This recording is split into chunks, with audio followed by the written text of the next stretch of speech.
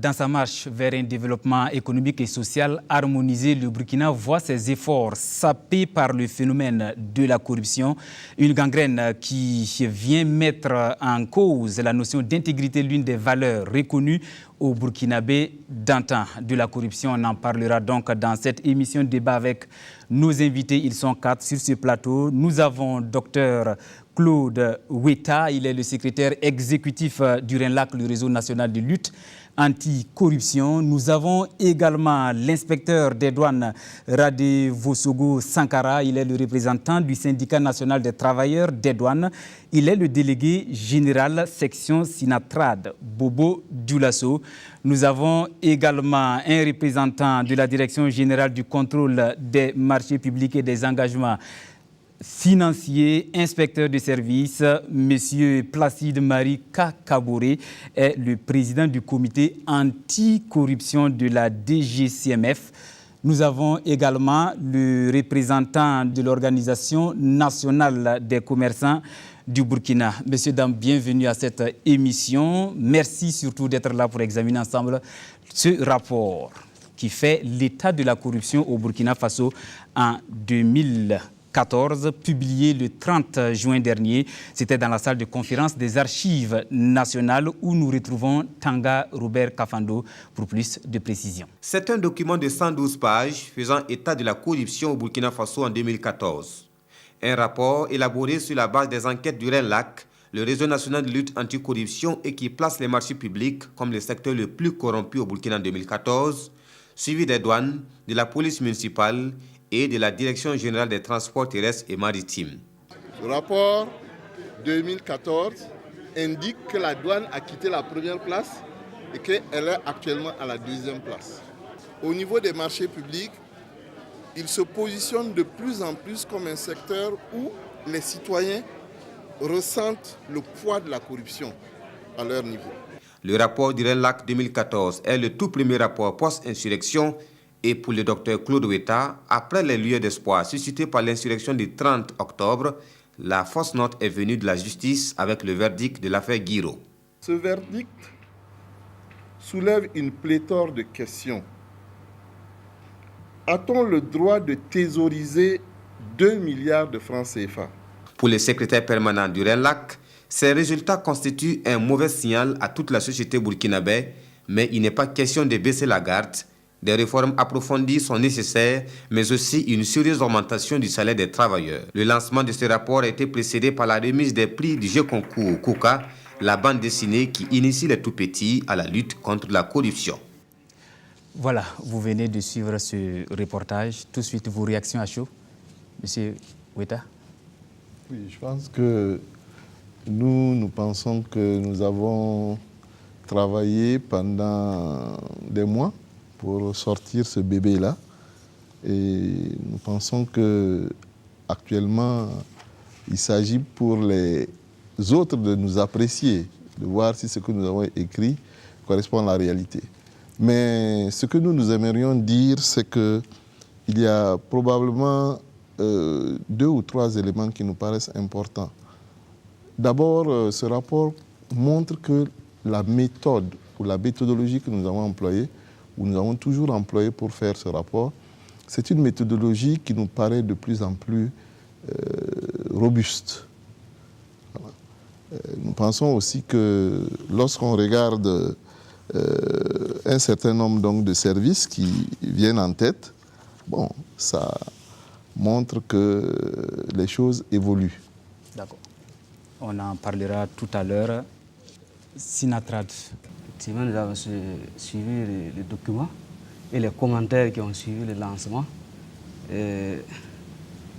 Monsieur le secrétaire exécutif a fait cas du fait que la douane soit évincée dans ce rapport. Bon, quant à nous, ce n'est pas une victoire. Peut-être c'est une invite à travailler davantage dans la lutte contre la corruption. Et je crois que dans le débat qui va suivre, on aura l'occasion de... Voilà. Réaction également côté marché public. Ok, merci bien. Et nous pensons que à travers le rapport 2014, le secteur des marchés publics est interpellé. C'est vrai que pour l'opinion publique, quand on dit marché public, directement c'est le ministère de l'économie et des finances qui est visé. On entend des gens qui nous interpellent comme quoi nous avons pris la première place. Alors nous nous rappelons qu'actuellement les marchés publics sont exécutés dans tous les ministères, dans toutes les communes et également dans tous les établissements publics de l'État. Alors donc quand on parle du secteur des marchés publics, ce n'est pas seulement le ministère de l'économie et des finances, ça implique un certain nombre d'acteurs qui interviennent aussi bien dans la planification des marchés, leur exécution que leur paiement. Donc nous pensons qu'à travers ce débat, on pourra apporter plus de précisions sur ces questions. Le reportage, côté commerce, comment vous l'appréciez? Merci beaucoup. Nous ne pouvons que féliciter le RENLAC à travers son document, parce que réellement, le RENLAC fait un boulot qui est vraiment apprécié, parce que cette sensibilisation permet à tout un chacun de vraiment se ressaisir. Se ressaisir, c'est-à-dire, si vraiment la sensibilisation continue comme ça, on peut vraiment arriver à un moment à vraiment, en tout cas, diminuer le mal. Même si on ne peut pas l'éradiquer complètement, on pourrait en tout cas la soigner.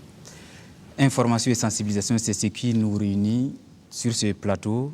Monsieur le secrétaire exécutif du RENLAC, comment définit-on le concept corruption? Bien, en matière de définition, il y en a plusieurs. Mais la définition qui nous agrée, c'est la définition qui consiste à dire que la corruption, c'est le fait qu'un fonctionnaire utilise sa place, le pouvoir qu'il a, pour extorquer en fait des ressources qui normalement ne doivent pas être effectivement pris par le fonctionnaire. Donc le fonctionnaire a son salaire, il doit normalement se contenter de son salaire, mais lorsque quelqu'un arrive et qu'il lui demande un service qui ne nécessite pas qu'il soit rétribué, il va, soit parce que la personne qui est en face, effectivement, lui propose, ou soit parce que lui-même, il en a envie, voilà, il va finir par extorquer de l'argent à cette personne qui est en face. Et de notre point de vue, ça, c'est vraiment le point qui est le plus important, parce que ça prend en compte des aspects non seulement juridiques, mais aussi des aspects économiques dans la définition de la corruption. Et c'est la définition aussi des Nations Unies. Et donc, c'est cette définition-là qui nous agrée. D'accord. Profiter de sa position pour se faire des sous, en quelque sorte. De l'argent. Voilà. À la page 102 du rapport, j'espère que vous avez tous eu l'occasion de parcourir le rapport. C'est ça. À la page 102, des services ont été nommément cités et classés selon leur degré de corruption. Le secteur des marchés publics détient le maillot jaune, il faut le dire ici. La douane est deuxième et la police municipale complète le trio de tête des administrations les plus corrompues en 2014. C'est ce qui dit le rapport. L'état de la corruption au Burkina Faso en 2014, le rapport est produit par le RENLAC. Vous êtes le secrétaire exécutif du RENLAC. Parlez-nous de la méthodologie utilisée. Bien. Je pense que peut-être qu'avant de rentrer dans les questions méthodologiques, ce qui est important, c'est de dire que le RENLAC ne classe pas les services. C'est la population, à travers donc ses opinions, qui classe les services. Nous ne faisons qu'enregistrer l'opinion, en fait, du public, et c'est avec cette opinion que nous classons. Maintenant, sur le plan méthodologique, qu'est-ce qu'on fait? Pour pouvoir effectivement aboutir au classement, nous choisissons 2000 personnes à travers donc tout le Burkina, mais nous nous sommes contentés des villes, notamment les chefs-lieux de région. Donc il y a 13 chefs-lieux de région. Mais on a ajouté la ville de Puitenga compte tenu en fait de son importance. Donc ça fait 14 villes que nous avons choisies. Et dans ces 14 villes, nous avons effectivement mis 2000 personnes dans la cagnotte. Et donc, il y a une répartition qui est liée au poids de chaque ville. Par exemple, si vous prenez la ville de Ouaga, dans les villes, si on fait la somme de l'ensemble des populations des villes, vous allez voir que Ouaga, c'est pratiquement la moitié de la population des villes. Bobo, vient en deuxième position, ainsi de suite. Donc, en fonction de ça, les 2000 personnes donc, ont été réparties. Une fois que ça se fait, maintenant, il faut choisir les personnes de façon neutre. Il ne faudrait pas que vous allez dire, moi, j'ai choisi un tel. Non, non, non. Donc, il faut choisir les gens en ayant une méthodologie qui soit rigoureuse. Donc, ce qu'on fait, c'est que lorsqu'on envoie les enquêteurs sur le terrain, on leur donne un point. Par exemple, la mairie, on dit, vous quittez la mairie. Et en fonction, effectivement, des personnes que vous rencontrez, de façon aléatoire, donc vous allez les interroger. Donc là aussi, la méthodologie est précise. En général, les pas sont de 5. C'est-à-dire la première personne, elle est choisie à travers un tirage au sort. Mais à partir du moment où vous avez tiré la première personne, vous comptez maintenant toutes les 5 personnes que vous rencontrez. Vous choisissez une personne et vous l'interrogez. Donc ainsi de suite, selon votre itinéraire. Et il faut choisir les gens en fonction des 4 points cardinaux. Vous allez choisir un certain nombre donc à l'est, un certain nombre à l'ouest, au nord et au sud, donc, pour que, en termes de répartition, en fait, l'échantillon là soit vraiment aléatoire. Voilà. Et donc ça aussi, du point de vue méthodologique, on arrive donc à le faire correctement. Et c'est avec ça qu'on recueille maintenant les informations à travers effectivement donc un questionnaire qu'on administre donc aux enquêtés. Voilà. Donc c'est dire qu'il faut faire en sorte que les résultats issus de l'enquête soient le plus crédibles possible. Scientifique. Voilà, l'approche est mixte ici. Voilà. Là, c'est vraiment, nous on appelle ça, du point de vue technique, on appelle ça la méthode des quotas. Nous rentrons dans le vif du sujet. Le rapport dit que le secteur des marchés publics détient le flambeau de l'administration la plus corrompue en 2014. C'est ça. Nous avons sur ce plateau le président du comité anticorruption de la DGCMF. Votre appréciation sur ce que dit le rapport RENLAC? Ok, merci. Alors, ce que je peux dire, c'est que, au regard du classement, la perception de la population a changé. Alors, comme le secrétaire exécutif du RENLAC l'a dit, c'est une enquête d'opinion. Alors, je pense que certains constats ont amené la population à changer de perception. Mais au-delà de cette perception, je pense qu'il y a une interpellation de tous les acteurs qui interviennent dans le domaine des marchés publics. Alors, en passant, lorsqu'on prend ceux qui interviennent au niveau de la phase planification, voilà, qui expriment les besoins, ceux qui montent l'ensemble des dossiers pour permettre l'acquisition des biens et services, alors ceux qui participent à la concurrence, alors ceux qui exécutent ces marchés, ceux qui les payent, ça veut dire que l'ensemble des acteurs sont interpellés ici. Et quelque part, l'opinion estime qu'à chaque étape, il y a certains actes qui amènent à penser que, en tout cas, le secteur des marchés publics est le plus corrompu. Donc nous pensons que c'est une interpellation et que des actions doivent être entreprises. Interpellation également du côté de la grande famille douanière. La douane a été supplantée cette année par le secteur des marchés publics, toutefois deuxième selon le classement, devant la police municipale troisième. Comment cela a été accueilli? C'est comme je le disais en début d'émission, nous ne considérons pas ce classement comme une victoire au niveau de l'administration des douanes, mais plutôt une invite à redoubler d'efforts dans la lutte contre la corruption. Parce que depuis un certain temps, l'administration des douanes a entrepris quand même certaines mesures en matière de lutte contre la corruption. Et je crois que, sans dire que ces mesures ont payé, parce que aujourd'hui, voir que nous sommes deuxième dans ce classement, pour nous, ça ne nous amène pas, ça ne donne pas quelque chose qui puisse permettre à l'administration de la douane aujourd'hui de savoir quel est le degré de corruption qui existe au sein de l'administration des douanes. Quel est le niveau de la corruption? Parce que ce classement s'est fait en rapport avec d'autres services qui ne sont pas exposés au même titre à la corruption, au même titre que la douane. Parce que n'oubliez pas que le service des douanes, c'est un service qui est assez exposé, qui rencontre plusieurs usagers à la fois, et c'est le milieu des affaires. Et vu le fait que le service est exposé et le fait que ce que le RENLAC ressort dans son rapport, c'est une perception de la corruption, ce n'est peut-être pas la réalité. Nous voulons quand même apporter quelques commentaires sur ce rapport.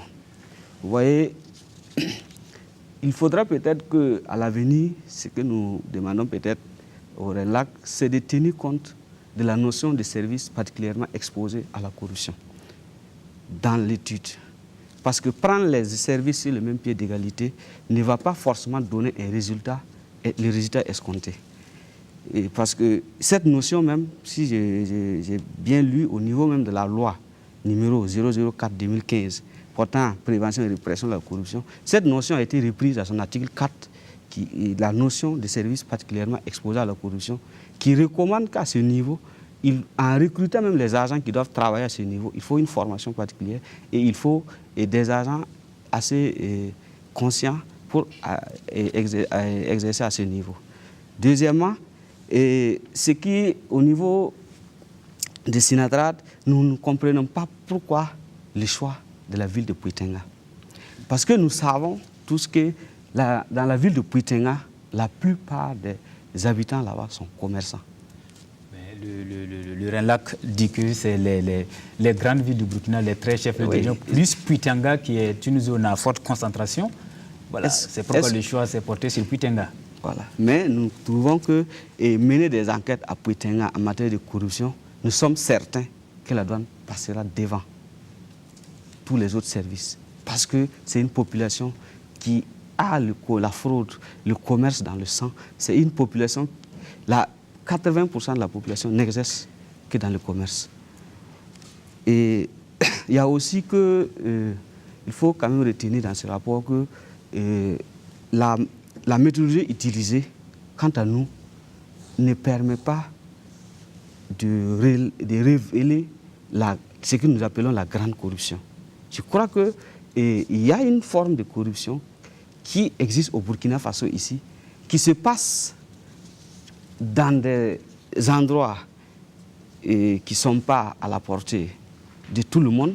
Et tout le monde sait que cette corruption porte plus préjudice peut-être à cette petite corruption qui se fait au vu et au su de tout le monde, c'est peut-être sur les voies, parce que cette corruption concerne un plus grand nombre d'usagers, alors que cette grande corruption qui se fait à coups de milliards, souvent à travers un réseau bien huilé, je crois qu'en menant l'enquête de cette manière, ils ne pourront pas toucher cette facette de la corruption.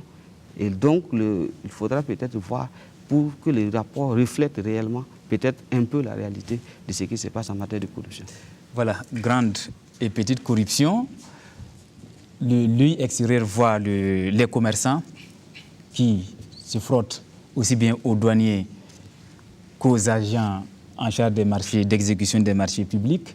Aujourd'hui, qu'est-ce que Lona Combé dit par rapport à ces deux classements? La douane, deuxième, le marché public en tête de liste.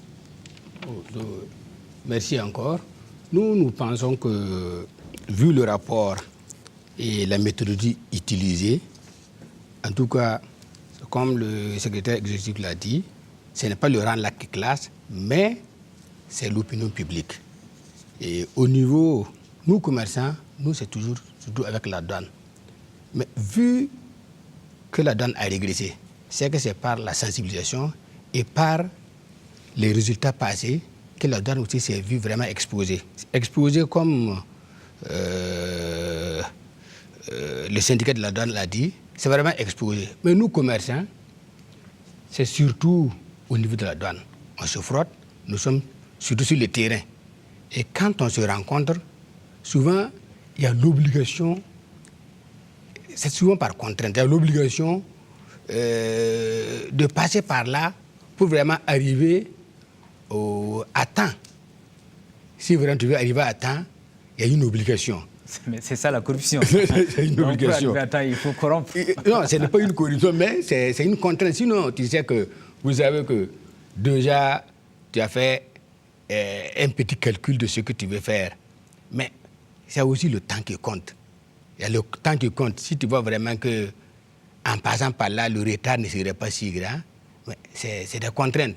Mais avec cette sensibilisation, et puis les responsabilités vont venir. En échangeant, on va trouver au moins, vraiment, j'ai dit que ça va vraiment diminuer. Parce que c'est vraiment souvent par contrainte. Ce n'est pas vouloir le faire, mais il le faut pour, en tout cas, respecter aussi ce que tu as pris comme engagement. Merci, on reparlera dans les causes de la corruption. Selon toujours le rapport, les services de la police nationale et des mairies ont amélioré leur score au cours de ces dernières années. Par contre, les services de l'administration judiciaire et du trésor public s'enfoncent davantage dans le cercle vicieux de la corruption. 42,4% des 2000 enquêtés déclarent avoir expérimenté personnellement la corruption ou ont été témoins d'actes de corruption. Ici, ce sont les enquêtés qui parlent. Concrètement, quel est le classement que dresse ce rapport un peu plus détaillé? Avant peut-être de venir à votre question, j'aimerais répondre à la question sur Puitenga. Si vous regardez notre rapport à la page 8, vous allez voir que la ville de Puitenga, c'est 48 personnes que nous avons enquêtées sur 2000. Donc, ça veut dire que ces 48 personnes ne peuvent pas influencer valablement le rapport. Maintenant, quand vous regardez les 48 personnes, si vous comparez aux autres grandes villes du Burkina, vous allez voir que Puitenga dépasse des villes comme Dédougou, dépasse des villes comme Fadan-Gourma, des villes comme Manga, des villes comme Tenkodogo, ainsi de suite. Donc, objectivement, si vous voulez faire une analyse qui ne soit pas partisane, vous devez prendre en compte cette ville-là qui a un poids qui est beaucoup plus important que, j'allais dire, les villes que nous enquêtons d'habitude. Ça, c'est le premier point. Le deuxième point, lorsque vous regardez le nombre de visites, puisque vous dites que vous êtes un service exposé, donc le nombre de fois que les gens visitent les différents services, vous allez vous rendre compte que c'est le service de santé qui est le plus visité. Le service de santé, c'est 1148 visites. Mais ils sont 12e. Quand vous regardez les marchés publics, c'est 42 visites. Ils sont premiers. Bon, vous regardez le service de la douane, c'est 312 visites et ils sont 2e. Donc, ce n'est pas l'exposition, en fait, qui aboutit donc au classement. Ce n'est pas parce que vous êtes exposé, grandement exposé, que véritablement, donc, le classement va effectivement vous mettre en tête. Voilà. Et donc, je crois qu'on va enregistrer tout ce que vous dites. On va analyser tout ce que vous dites. On va voir exactement qu'est-ce que nous pouvons faire. Mais pour l'instant, les premières réponses que moi je peux vous donner, je peux vous dire qu'il faut peut-être autre chose. Parce que nous sommes en train de travailler effectivement avec les Nations Unies pour avoir une autre méthode pour également travailler sur ce que vous appelez la grande corruption et pour avoir des éléments beaucoup plus objectifs. Voilà.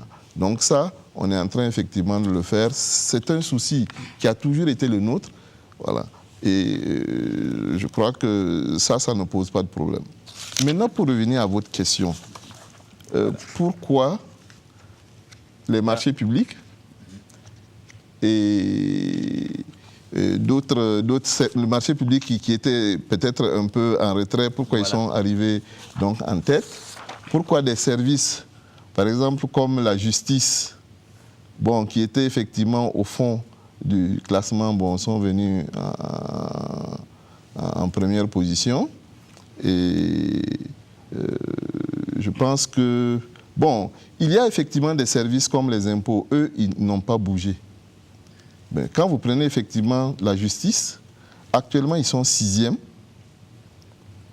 Si on regarde dans le classement, par exemple, de 2013, ils étaient 7e. Voilà. Donc, ils ont gagné effectivement des places. Le Trésor public était 12e.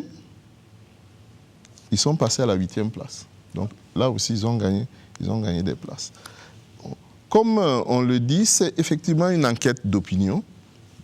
Et en fonction des activités que les gens ont avec les différents services, et en fonction également de ce qu'ils rencontrent au niveau des services, les gens opinent pour dire, ici, nous pensons que c'est un foyer de corruption. Et ce que nous faisons, nous enregistrons. Vous voyez. Et donc, le classement, c'est difficile pour nous de dire, il y a tel grand scandale qui s'est passé dans tel domaine. Et donc, c'est pour cela, effectivement, que les gens ont changé d'opinion. Voilà. Je pense que c'est vraiment des petits faits, des faits qui sont quelquefois même, qui passent qui peuvent passer inaperçus, qui font que, au bout d'un moment, l'opinion se cristallise sur tel ou tel service. Voilà. Et je pense que quand vous prenez la question de la justice, il y a beaucoup de faits ces derniers temps qui ont montré effectivement que la justice posait des problèmes. Je ne parle pas du jugement de Guiraud. Même avant le jugement de Guiraud, il y a un certain nombre de faits au niveau de la justice. Les acteurs même de la justice qui ont contesté les syndicats, un certain nombre de structures qui ont contesté effectivement donc, la façon dont les choses se déroulent au niveau de la justice. Donc ça, ce sont des faits qui ont probablement effectivement alimenté l'opinion des gens sur le fait que la justice soit beaucoup plus corrompue. Pour le Trésor, c'est beaucoup plus difficile, mais je pense que le Trésor, il est en contact surtout avec les commerçants. Voilà. Les règlements des factures et autres, ça traîne. Et évidemment, peut-être par moment, lorsque ce phénomène-là devient prégnant, donc l'opinion, effectivement, peut s'en rendre compte et donc classer le Trésor public parmi les secteurs donc, les plus corrompus. Et donc je dis que, il y a des services qui sont en train de travailler pour combattre la corruption. Je pense à tous ceux qui ont des comités anticorruption en leur sein. Je pense à la douane, je pense au marché public.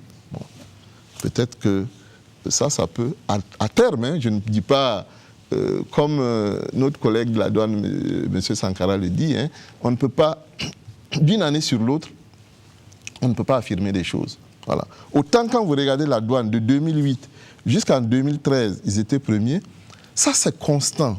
Et en ce moment-là, on peut dire un certain nombre de choses.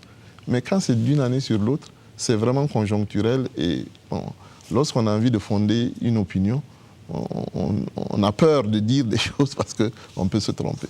D'accord. Ça veut dire que le Rhin-Lac dit plus haut ce que les gens pensent bas. C'est ça. Voilà. Et est-ce qu'on peut avoir une idée sur le classement, les 10 premiers au moins?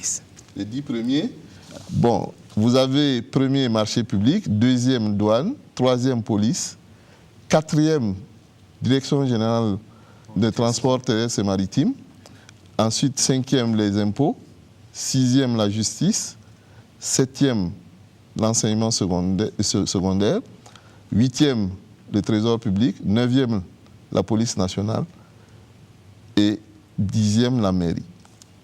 Voilà. Quand on écoute cette liste, ça fait peur côté commerce. Vraiment. Réellement, le commerçant a les problèmes des deux côtés, niveau douane, niveau marché public. Parce que le commerçant fait les deux. Niveau marché public, vous avez là-bas aussi, c'est aussi par contrainte que les commerçants font ça. Un entrepreneur, un exemple, qu'on a donné un marché avec un délai. Et le délai, tu as une avance pour commencer les travaux. Et cette avance, tu l'as déjà pris, on a programmé. On te fait un chèque trésor public pour que tu prennes la deuxième tranche. Et le délai est proche. Et les chèques trésor public, ce n'est pas comme des chèques bancaires qu'il faut aller directement percevoir. Il y a aussi un montant que pour l'avoir, ce n'est pas facile. Et compte tenu du délai, et le chèque est là, tu sais que le chèque doit être touché. Vous êtes obligé maintenant de voir qu'est-ce qu'il faut faire pour que je puisse vraiment accomplir ce que j'ai pris comme engagement et pouvoir avoir un autre marché demain. Sinon, d'ici là, on te retire le marché sans poser la question pourquoi tu n'as pas exécuté le marché. Alors que jusqu'à présent, il y a des commerçants qui ont des chèques qui traînent, qui n'ont pas encore reçu. Mais c'est quoi? C'est comme on le dit, vraiment, cette émission, c'est la bienvenue. Parce qu'au final de ça, on peut donner des indications quand quelqu'un a vraiment des difficultés, vraiment qui sont clarifiées, il puisse avoir un recours pour, en tout cas, résoudre le problème sans passer par là. Sinon, c'est difficile. Des deux côtés, le commerçant est entre le marteau et l'enclume. Voilà, il le dit bien, c'est difficile. À Gawa, par exemple, 100% des enquêtés disent que la corruption évolue au Burkina. Côté Renlac, que disent, en résumé, nos enquêtés sur l'ampleur de la corruption au Burkina en 2014? C'est ça. Je pense que les enquêtés disent que la corruption est très élevée dans notre pays. Et je pense que c'est 91% donc, des enquêtés qui pensent que la corruption est fréquente, ou très fréquente, donc au Burkina. Et donc nous pensons que c'est un chiffre qui est quand même assez important.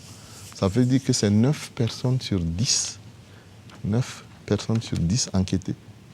Donc c'est une seule personne qui dit que la corruption n'est pas importante. Donc les 9 autres là disent que la corruption est importante.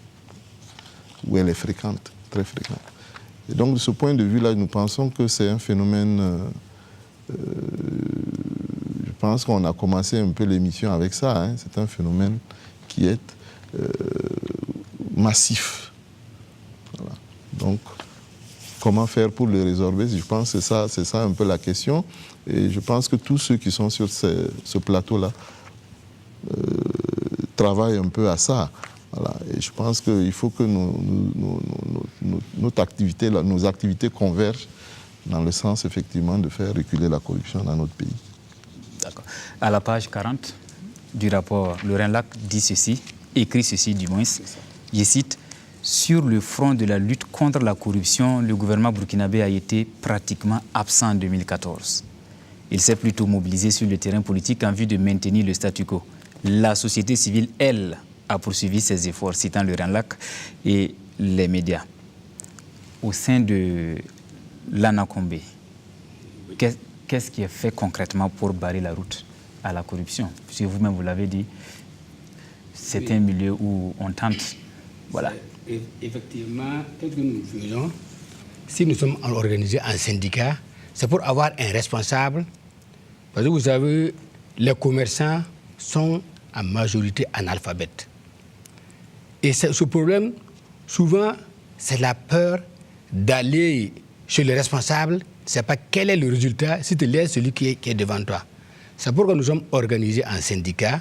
Et quand il y a une situation, si le Renlac dit que nous avons poursuivi nos efforts, quand il y a une situation qui veut, en tout cas, forcer la main des commerçants, nous nous déployons vers la hiérarchie de cette administration pour dire réellement le commerçant a un problème par là, mais il n'est pas politique, il est dans ses activités.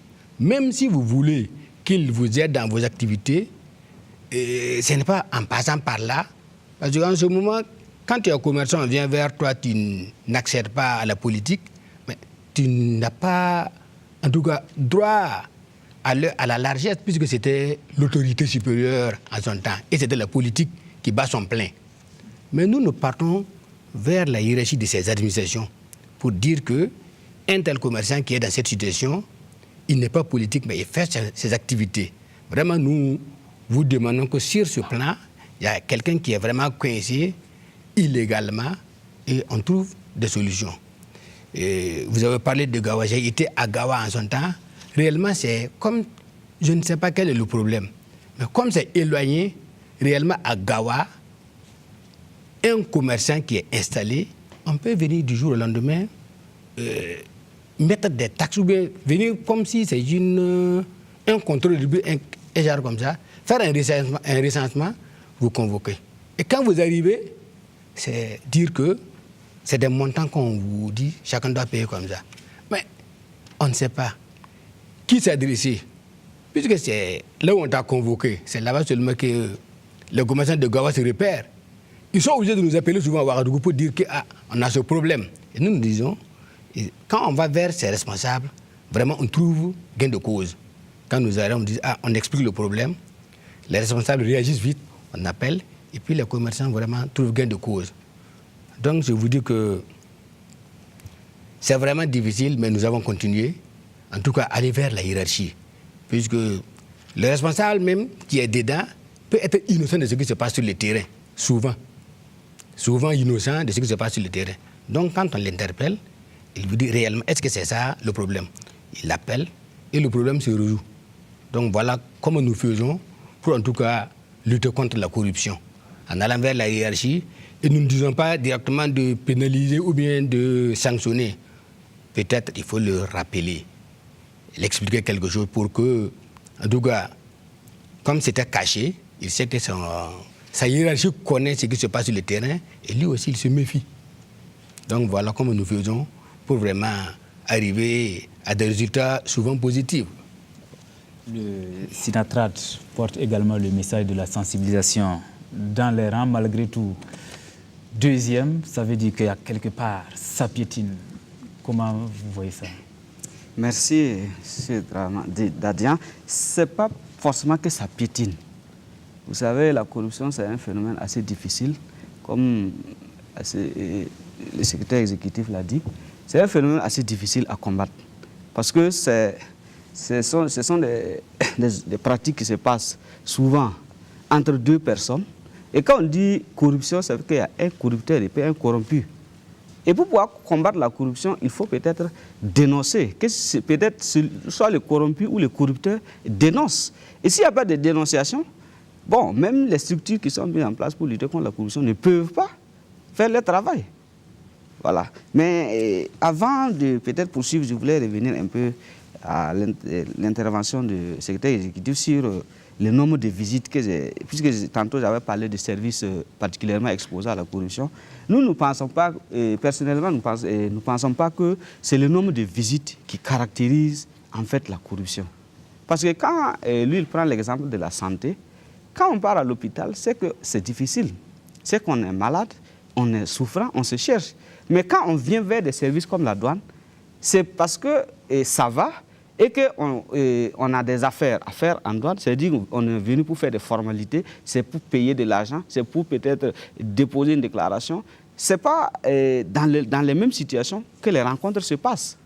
Vous voyez, quand par exemple vous avez une marchandise de tant de millions en douane et que vous venez vers la douane, ce n'est pas pratiquement pas la même chose que quand on est trimballé peut-être avec une ambulance pour aller à l'hôpital. Voilà. Et c'est à ce niveau-là, je voulais quand même rappeler que ce n'est pas le nombre de visites, mais en fait l'exposition comporte quand même certains paramètres, voilà, qu'il faut tenir compte. C'est-à-dire que c'est le milieu des affaires, c'est le milieu où l'argent circule. Et là où il y a l'argent qui circule, il y a beaucoup de choses qui peuvent se passer. C'est en cela que nous parlons de services particulièrement exposés. Mais par rapport aux mesures de lutte, je voulais quand même dresser un certain nombre de mesures que l'administration des douanes, en collaboration avec tous les Sénatrades et tous les autres services ont mis en place, premièrement, c'est la modernisation de l'administration des douanes. C'est dit que depuis 2000, l'administration a modernisé ses procédures. Aujourd'hui, le directeur général des douanes qui est assis dans son bureau peut suivre une opération qui se passe à Saint-Canzé. Que ce soit une opération de transit ou une opération de dédouanement, tout. C'est dit qu'il est assis et tous les directeurs centraux peuvent se connecter et peuvent suivre ces opérations-là. Moi, je trouve que ce sont des dispositions qui permettent de suivre les opérations qui se passent sur le territoire national et ça permet quand même de lutter contre les dérives, voilà, qui peuvent se passer même en frontière. Deuxièmement, il y a le suivi électronique du transit. Aujourd'hui, le transit, c'est tous les transits qui se passent. Puis nous sommes un pays de transit.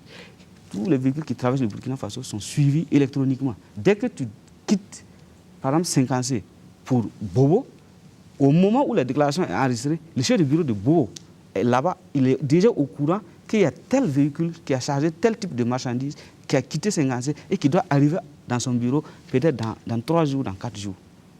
Je crois que c'est une avancée énorme pour lutter contre la fraude, parce que fraude et corruption, c'est assez lié. Voilà. Et il y a aussi le suivi satellitaire qu'on vient de lancer.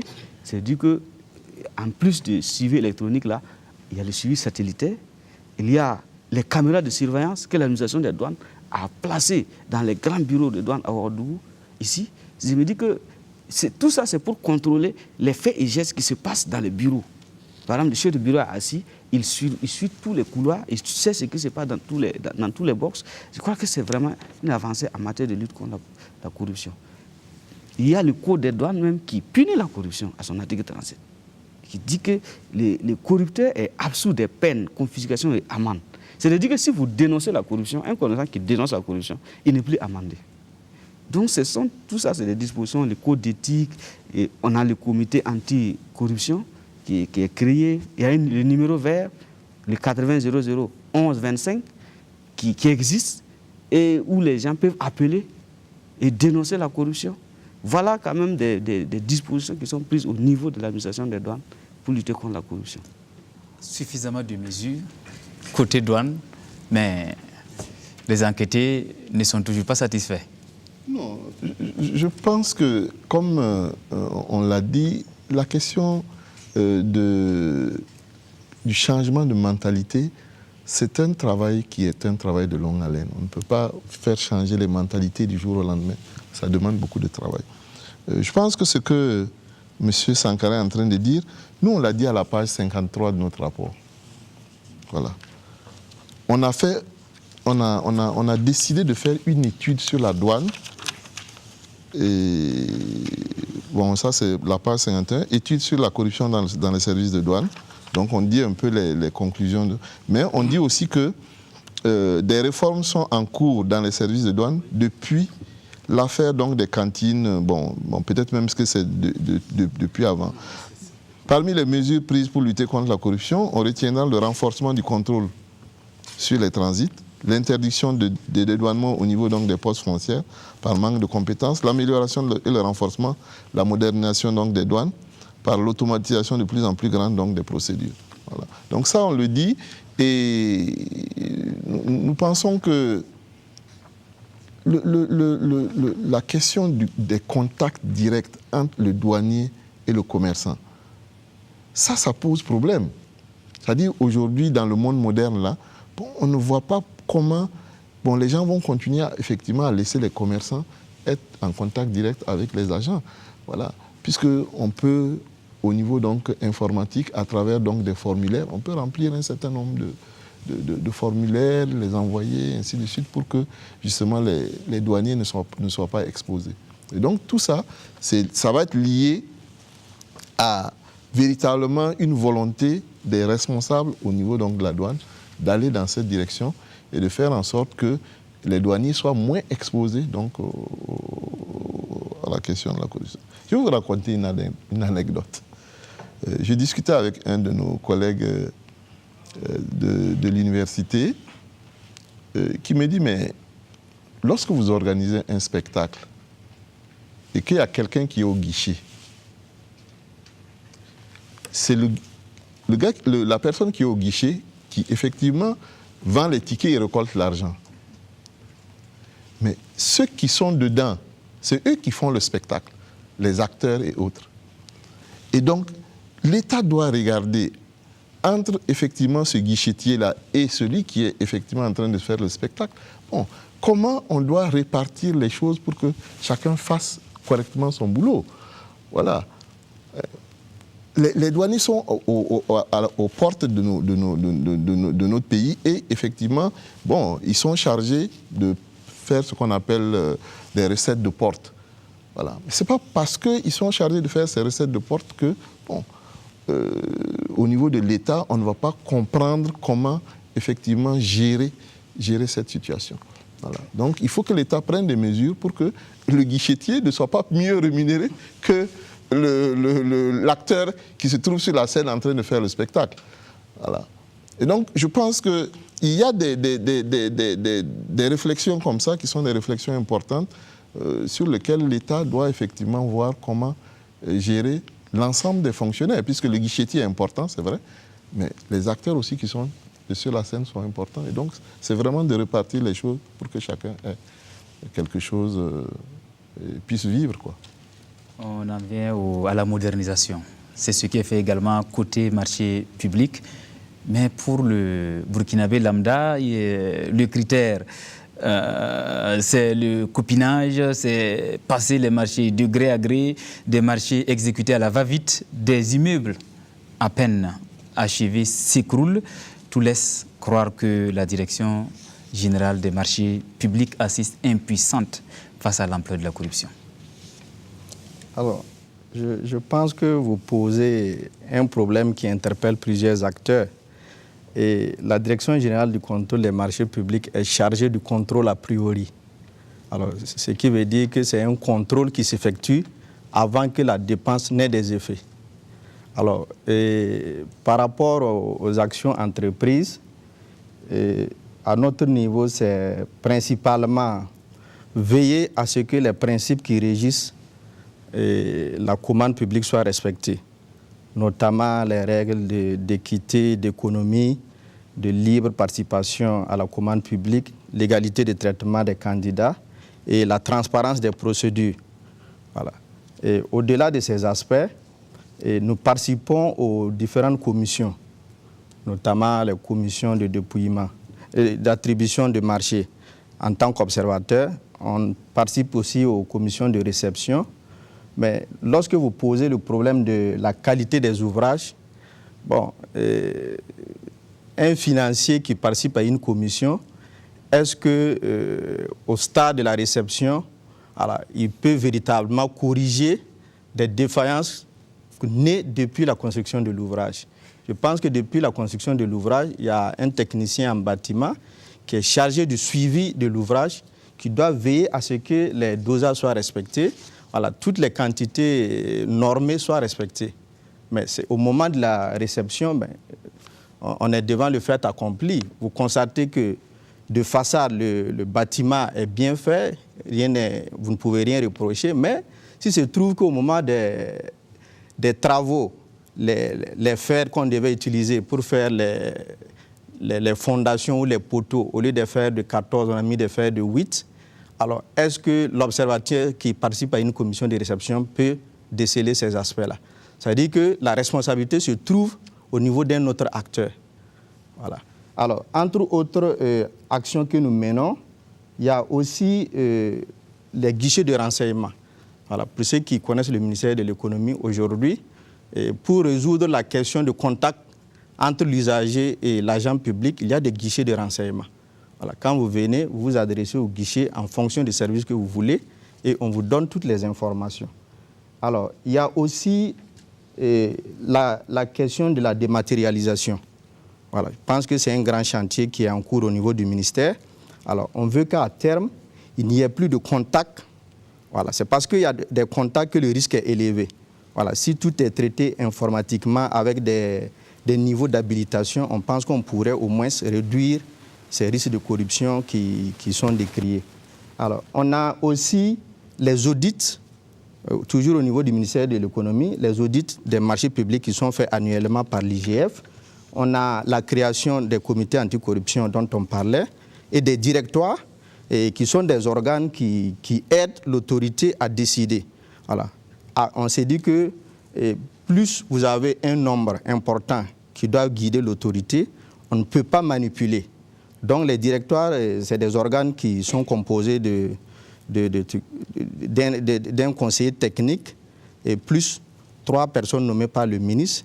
Et lorsqu'il y a des questions sensibles, notamment les questions de remise de pénalités, de redressement, voilà, de commandes pour plusieurs administrations, ces directoires se prononcent et l'autorité décide en dernier ressort. Donc, vous voyez qu'il y a un certain nombre d'actions qui sont entreprises pour permettre de combattre le phénomène.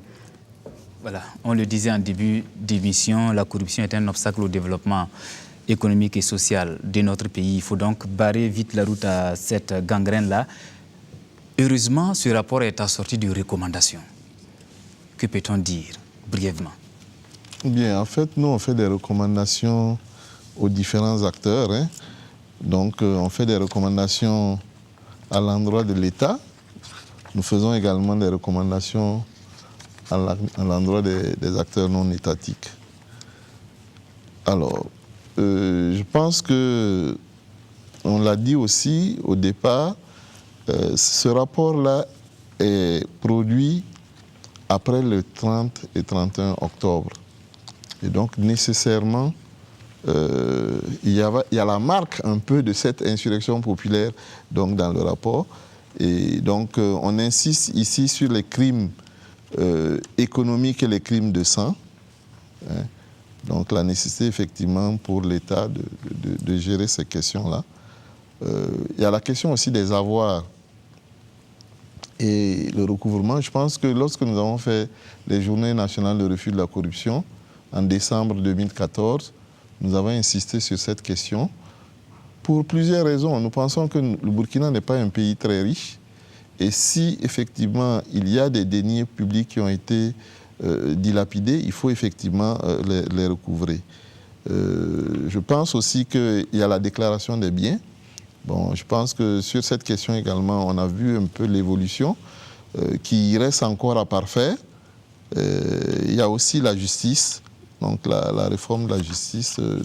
Nous pensons que ça, au niveau de l'État, ça sont des questions qui nous paraissent importantes. Au niveau donc des populations, il y a la question, j'allais dire, de l'éducation civique. Voilà. Mais quand on dit éducation civique, bon, il ne s'agit pas des gens qui sont en bas. C'est-à-dire qu'il faut regarder depuis le haut de l'échelle jusqu'en bas. Donc, le civisme, ça commence d'abord par les dirigeants. Il faut que les dirigeants montrent l'exemple et que par la suite, effectivement, bon, ça descende au niveau de la base. Nous pensons aussi que les médias nous paraissent comme un acteur, et l'insurrection l'a montré, un acteur important. Donc, il faut donner suffisamment de moyens donc, aux médias pour pouvoir effectivement faire leur travail. Et nous avons aussi vu la jeunesse dans ces événements-là du 30 et 31. Donc, c'est un acteur qui est extrêmement important et il faut l'éduquer. Il faut effectivement mettre cette jeunesse au travail pour que nous puissions engranger de bons résultats. Il y a corruption parce qu'il existe des corrupteurs et des corrompus. Heureusement que la corruption a peur des citoyens bien informés, victimes ou témoins. Comment s'y prendre en termes de dénonciation? Comment on peut tirer la sonnette d'alarme? Bon, je pense qu'on est en train de trouver dans l'ensemble des services des numéros verts. Et je crois que la douane vient d'en parler. Bon, au niveau du Rhin-Lac, nous avons également notre numéro vert, le 80 00 11 22. Voilà, je pense également qu'au niveau du ministère des Finances, bon... C'est le 80 00 11 95. Voilà. 80 00 11 25. Côté commerce, ils ont besoin de numéros. Voilà, c'est sur ces numéros que vous pouvez appeler pour dénoncer des faits de corruption qui minent au développement du Burkina Faso. Nous tendons pratiquement vers la fin de cette émission. Dernière réaction? Je pense que vous avez introduit en disant que la corruption a un effet corrosif sur le développement. Je crois qu'il faut donner un chiffre. Le chiffre qu'on peut donner à l'heure actuelle, c'est que la Banque mondiale nous dit que la corruption distrait 25% donc, de notre PIB chaque année. Et donc, j'ai essayé de regarder le PIB du Burkina de 2010 à 2013 pour voir à peu près qu'est-ce que la corruption coûte en fait à notre pays. Bon, j'ai fait une moyenne sur les 4 années. Donc, si on fait la moyenne du PIB, ça fait 5 117 milliards. Et la corruption distrait 1279,3 milliards chaque année. C'est énorme. Avec 1000 milliards, ce que nous pouvons faire au Burkina, en termes, j'allais dire, de construction d'écoles, en termes de construction de centres de santé, etc., c'est énorme. Voilà. Donc, de ce point de vue-là, je pense qu'il faut effectivement regarder ces chiffres pour qu'on puisse se mettre tous d'accord pour faire reculer en fait, la corruption. Je pense que si les gens ont cette information-là, beaucoup de gens vont comprendre que le travail de lutte contre la corruption est un travail extrêmement important. Voilà, retenez bien, je répète ce numéro, il s'agit du 80 0011 22. L'appel est gratuit, le 80 0011 22. Au niveau de la douane, c'est le 80 0011 25. Ça veut dire aussi bien au niveau de la direction générale du contrôle des marchés, il y a un numéro vert. Renlac, un numéro vert côté douane, un numéro vert donc à vos marques.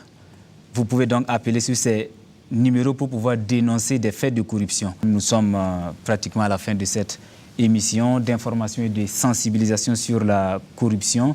Merci à tous nos invités de participer et de contribuer véritablement pour que nous arrivions à mettre fin à la corruption. C'est le souhait de tous. Messieurs, dames, merci à vous également de nous avoir suivis. À la prochaine.